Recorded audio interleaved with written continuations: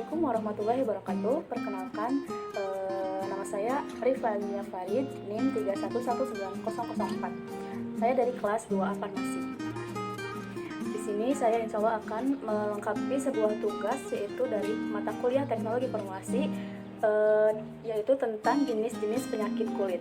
Di sini saya akan menjelaskan yang pertama, macam-macam penyakit kulit, yaitu ada bisul, yang kedua ada kuraf, yang ketiga yaitu kutil, yang keempat yaitu cacar air, yang kelima yaitu kudis. Pertama saya akan menjelaskan mengenai penyakit kulit yaitu bisul. Nah, gambarnya itu seperti ini. Penyakit ini adalah penyakit yang ditandai dengan benjolan merah pada kulit yang akan terasa sakit bila diusik. Biasanya bisul berisi nanah. Kemudian penyebab penyakit ini adalah infeksi bakteri yang memicu inflamasi pada lubang tempat tumbuhnya rambut, atau bahasa medisnya yaitu folikel. Kemudian dengan salep yang tertera yaitu salep gentamisin sulfat. Nah, salep gentamisin ini adalah obat antibiotik yang berbentuk salep yang digunakan untuk mengobati infeksi kulit karena bakteri. Nah, adapun indikasinya salep ini yaitu dapat digunakan untuk mengatasi infeksi kulit pioderma, furunkel, impetigo, dan dermatitis infeksi sekunder. Kemudian, salep ini memiliki dosis yaitu salep gentamisin 3-4 kali sehari, dioleskan secukupnya pada lesi kulit yang terinfeksi. Efek samping dari salep gentamisin ini yaitu meliputi iritasi ringan pada kulit, kemerahan, dan gatal-gatal. Kemudian, golongan salep ini yaitu termasuk ke dalam golongan antibiotik.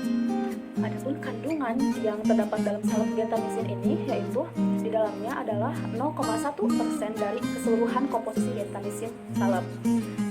Dan mekanisme salep ini yaitu obat ini bekerja dengan cara menyembuhkan sekaligus mencegah pertumbuhan bakteri sehingga infeksi bisa diatasi. Kemudian mana sih cara penggunaan obat salep gentamisin ini?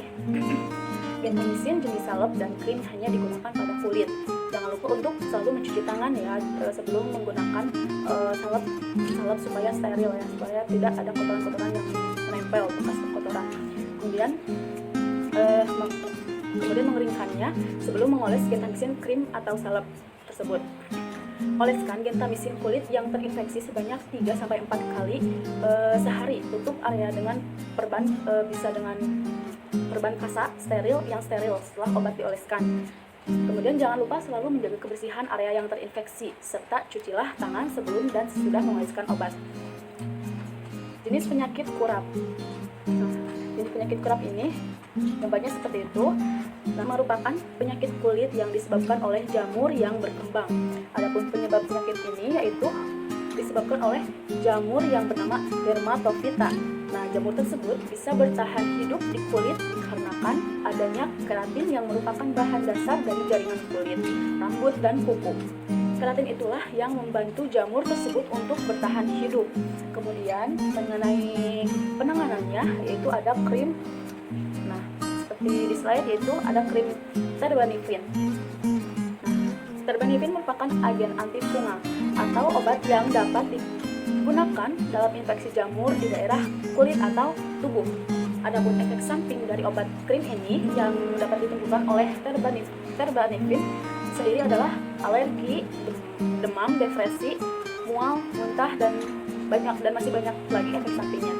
Yang ketiga adalah ada dosis dari krim terbanifin ini yaitu 1% krim atau salep dioleskan pada bagian yang terinfeksi, cutaneous, candidiasis, dan pityriasis yaitu 2 minggu, tinea conversis dan psoriasis yaitu 1-2 minggu, tinea pedis yaitu 1 minggu. Kemudian mengenai mekanisme obat krim ini, terbanifin bekerja dengan cara menginhibisi eksodase sekuen sehingga menyebabkan disrupsi membran jamur dan kematian sel jamur tersebut, yaitu golongan tersebut merupakan anti jamur. Kemudian kategorinya itu obat resep. Indikasinya yaitu mengatasi infeksi jamur. Nah, obat krim ini bisa digunakan oleh dewasa. Bentuk obatnya itu krim. Yang ketiga, kutil adalah infeksi yang terjadi pada lapisan luar atau epidermis kulit yang paling luar. Kemudian, apa sih penyebab dari penyakit kutil ini? Kutil ini disebabkan oleh human papilloma, yaitu virus HPV yang menyerang lapisan kulit. Virus HPV ini menyebabkan produksi keratin atau materi dasar penyusunan lapisan kulit, rambut, dan kuku berlebihan sehingga membentuk tekstur kulit yang kasar dan tebal. Seperti itu penyebabnya. Kemudian penanganannya itu bisa diobati dengan betadine. Nah, betadine ini yaitu adalah salep ini memiliki zat aktif yang kompadin, iodin, memiliki tindakan bakterisida dan fungisida. Nah, subkategorinya adalah antiseptik topikal. Kandungan salep betadine ini yaitu propion, iodin 10%. Adapun indikasinya yaitu mengatasi kutilan dan mencegah infeksi karena luka bakar atau yang lainnya. Adapun mekanisme dari salep betadine ini yaitu dengan merusak membran seluler dan mikroorganisme patogen. Dengan cara ini mereka berkontribusi pada penghancuran yang memiliki aktivitas antibakteri yang kuat terhadap bakteri gram positif dan gram negatif, kecuali agen penyebab tuberkulosis. Kemudian adapun efek samping dari salep betadine ini yaitu iritasi. Dosisnya oleskan 3-4 kali sehari sampai kutil sembuh. Kemudian bagaimana sih cara menggunakan obat betadine, salep betadine ini? Nah, caranya itu pertama kita harus bersihkan dulu area kutil, kemudian oleskan secara rutin sampai kutil dan berbagai penyakit kulit lainnya sembuh. Nah, kenapa sih harus membersihkan dulu sebelum mengoleskan salep tersebut? Karena supaya higienis, tidak ada kotoran-kotoran yang menempel pada kulit tersebut. Yang keempat yaitu penyakit kudis. Penyakit kudis yaitu gambarnya seperti itu ya. Kemudian apa sih penyakit kudis itu? Kudis adalah kondisi yang ditandai dengan munculnya rasa sangat gatal pada kulit, terutama pada malam hari, disertai dengan timbulnya ruang bintik-bintik menyerupai jerawat atau lembuhan kecil benang. Kudis ini dapat disebabkan oleh tungau Sarcoptes scabies. Tungau ini membuat lubang menyerupai terowongan pada kulit untuk dijadikan sarang. Mereka bertahan hidup dengan menjadi benalu di kulit manusia dan akan mati dalam beberapa hari tanpa manusia.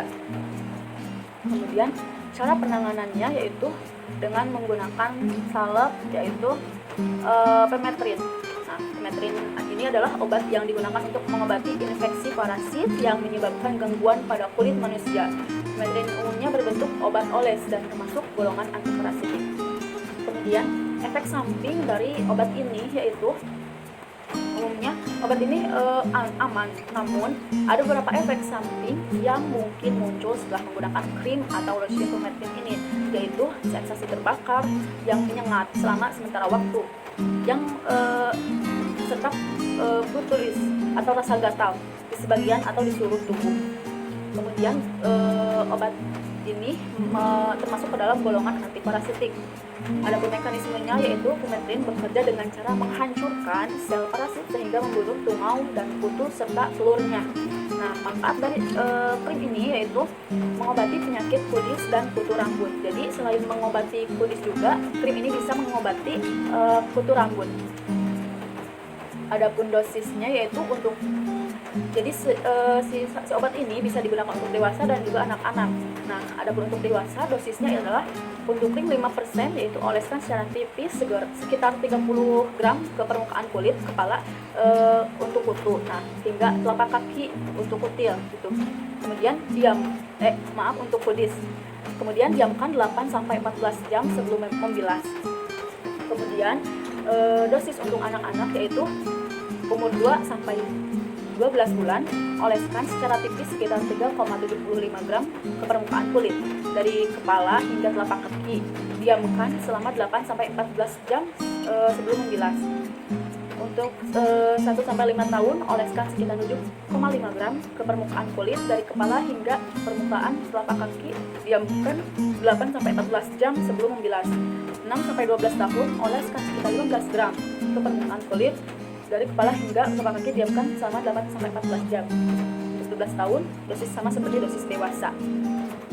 Mengenai penggunaannya, yaitu yang pertama, oleskan secara tipis krim permetrin ke seluruh tubuh dari leher hingga telapak kaki dengan berhati-hati ya mengoleskannya.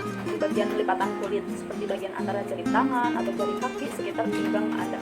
Kemudian untuk bayi atau lansia di atas usia 65 tahun, krim pemetrin juga dioleskan di kulit kepala atau rambut dan kening.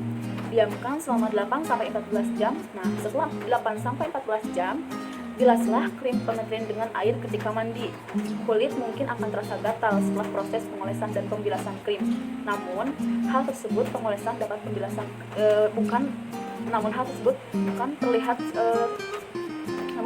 bukan berarti pengobatan tidak efektif.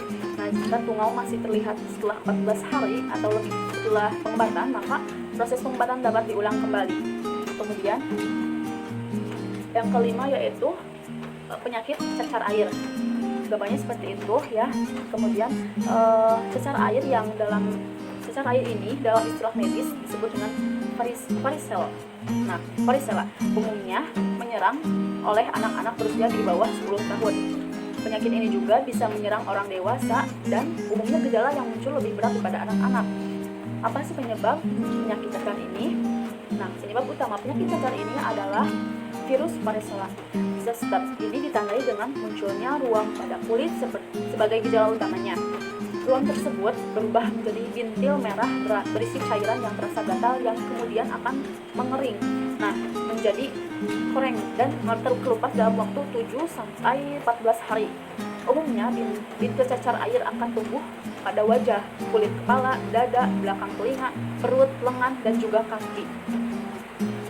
Adapun penanganan mengenai cacar air tersebut yaitu bisa ditangani oleh obat salep acyclovir. Nah, acyclovir salep ini adalah obat berbenih atau salep yang biasanya diresepkan untuk mengobati infeksi virus, misalnya herpes, simplex, dan varicella zoster.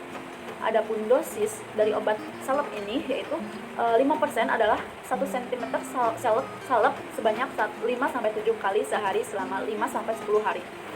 Sedangkan acyclovir 3% digunakan 5 kali sehari selama 7 hari. Nah, kandungan dari salep ini yaitu ada acyclovir 5% dan acyclovir 3%. Mengenai efek samping dari salep ini yaitu akan terasa terbakar, kemudian kulit itu akan terasa gatal-gatal dan kulit membengkak. Kemudian golongan acyclovir ini termasuk ke dalam golongan obat keras. Bagaimana sih cara penggunaan acyclovir ini? Nah, adapun cara penggunaannya yaitu sebelum mengoleskan salep haruslah kita biasakan mencuci tangan dengan sabun, kemudian bersihkan dan keringkan daerah yang akan diolesi. Jika memungkinkan, gunakan sarung tangan karet seperti pakai umum mengoleskan obat pada luka mencegah penyebaran infeksi. Jadi supaya higienis tangannya gitu. Kemudian oleskan obat secara perlahan-lahan hingga daerah yang terinfeksi.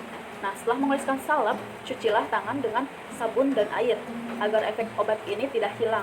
Nah, jangan mandi atau berenang setelah menggunakannya.